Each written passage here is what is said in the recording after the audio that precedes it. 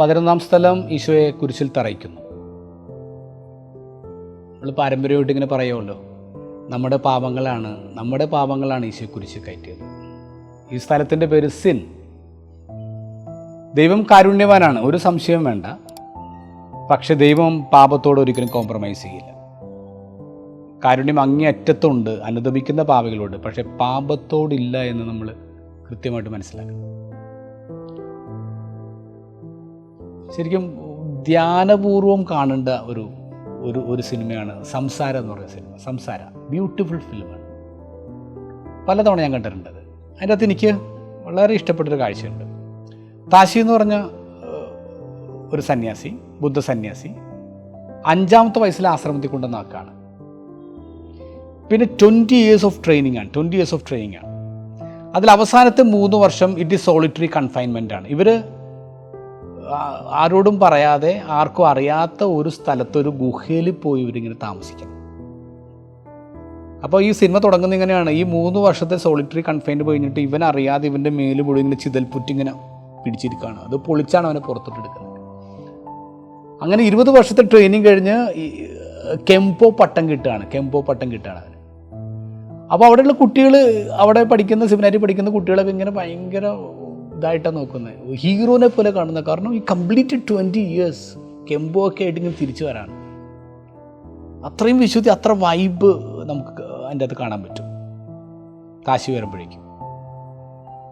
അങ്ങനെ കുറച്ച് ദിവസം കഴിഞ്ഞപ്പോഴേക്കും ഇവർക്ക് ഇവിടെ ആശ്രമത്തിൽ തൊട്ടടുത്തൊരു ഗ്രാമമുണ്ട്. ആ ഗ്രാമത്തലവൻ ഒരു ഫുഡ് കഴിക്കാൻ വിളിച്ചേക്കാണ്, ഒരു വിരുന്നിന് വിളിച്ചേക്കാണ്. അവർ വിരുന്നിന് പോവാണ്. അവിടെ ചെന്നപ്പോൾ ഗ്രാമത്തലവനൊരു ബ്യൂട്ടിഫുൾ ആയിട്ടുള്ള മകളുണ്ട്. അവളാണ് ഇങ്ങനെ ഭക്ഷണം വിളമ്പുന്നത്. അപ്പോൾ അവൾ ശ്രദ്ധിക്കുന്നുണ്ട്. ഇവൻ വന്നപ്പോൾ തൊട്ടേക്കുമ്പോൾ ശ്രദ്ധിക്കുന്നുണ്ട്. താശി നോക്കുന്നുണ്ട്. അപ്പോൾ താശിയുടെ കയ്യിൽ ഇവളുടെ കൈ മുട്ടുന്നുണ്ട്. അവന് വല്ലാത്തൊരു ഇലക്ട്രിസിറ്റി പാസ് ചെയ്യാണ്. പിന്നെ അവന് അവിടെ തിരിച്ചു വന്നിട്ട് ഇവളുടെ ഓർമ്മയാണ്, മായ്ക്കാൻ പറ്റുന്നില്ല. ഇവളുടെ ഓർമ്മയാണ്. അത് ആശ്രമത്തിൽ അധിപന് മനസ്സിലാവുന്നുണ്ട്. ആശ്രമത്തിൽ അധിപനോട് സംസാരിക്കുന്നുണ്ട്. അപ്പോൾ അവൻ പറഞ്ഞു, എനിക്ക് മറക്കാൻ പറ്റുന്നില്ല, അവിടെ ഉള്ളിൽ കയറി എന്ന് പറയാം. വേറൊരു സന്യാസിയുടെ അടുത്ത് ഒരു ധ്യാനത്തിന് വിടുന്നുണ്ട്. ഒരു പ്രായമുള്ള സന്യാസി ഇവനെ കുറേ കാര്യങ്ങളൊക്കെ പഠിപ്പിക്കുന്നുണ്ട്. എന്നാലും ഇവൻ തീരുമാനിക്കുകയാണ്, വിട്ടുപോകാൻ തീരുമാനിക്കുകയാണ്.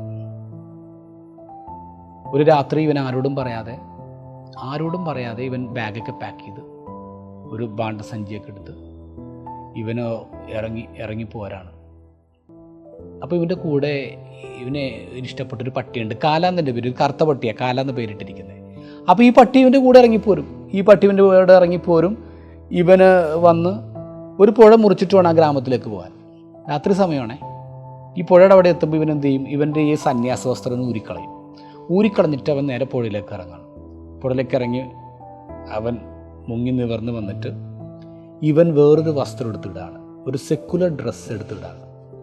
ഇവൻ സെക്കുലർ ഡ്രസ്സ് എടുത്ത് നിൽക്കുമ്പോൾ ഈ പട്ടി ഇവനെ നോക്കി കുരക്കുകയാണ്.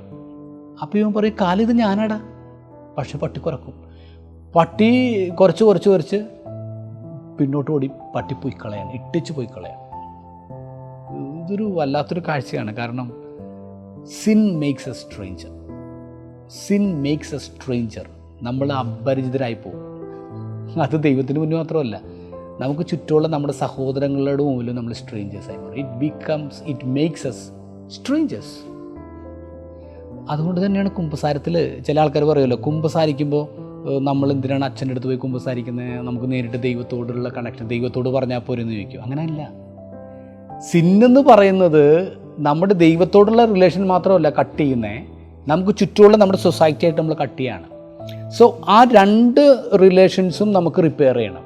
അതുകൊണ്ടാണ് നമ്മൾ കുമ്പസാരിക്കുമ്പോൾ നമ്മൾ ദൈവത്തോട് നമ്മൾ റിലേഷൻ ഓക്കെ ആകുന്നത് മാത്രമല്ല, അവിടെ ഇരിക്കുന്ന പുരോഹിതൻ is representing the church also. Is A representation of Christ. ക്രിസ്തുവിൻ്റെ പ്രതിപുരുഷനാണ്, ക്രിസ്തുവിൻ്റെ റെപ്രസെൻറ്റേറ്റീവ് ആണ്. അതോടൊപ്പം തന്നെ ചേർച്ചിൻ്റെ റെപ്രസെൻറ്റേറ്റീവ് ആണ്. ചേർച്ച് എന്താണ്? അത് സൊസൈറ്റിയാണ്, അതെൻ്റെ കൂടെയുള്ളവരാണ്. അപ്പോൾ അതുകൊണ്ടാണ് നമ്മളൊരു വൈദികനോട് കുമ്പസാരിക്കുന്നത്. എനിക്ക് ഈ 2 രീതിയിലുള്ള ഈ ഒറിസോണ്ടൽ വേർട്ടിക്കലായിട്ടുള്ള എൻ്റെ റിലേഷൻസ് കറക്റ്റായിരിക്കണം. ദൈവത്തോടും എൻ്റെ മനുഷ്യരോടുള്ള ബന്ധം കറക്റ്റാണെങ്കിൽ so I go to confess to a priest. അതുകൊണ്ടാണ് ഒരു മിഡിൽ മാൻ, അതുകൊണ്ടാണ് ഒരു മീഡിയേറ്റർ കുമ്പസാരക്കൂട്ടിൽ നിൽക്കുന്നത്. So sin, Jesus will never compromise sin. ഇത് ഈ ഒരു നോയമ്പിൻ്റെ കാലം കുമ്പസാരിക്കേണ്ട കാലം ഒന്ന് ഓർക്കുക. കുമ്പസാരിക്കുക. Good day.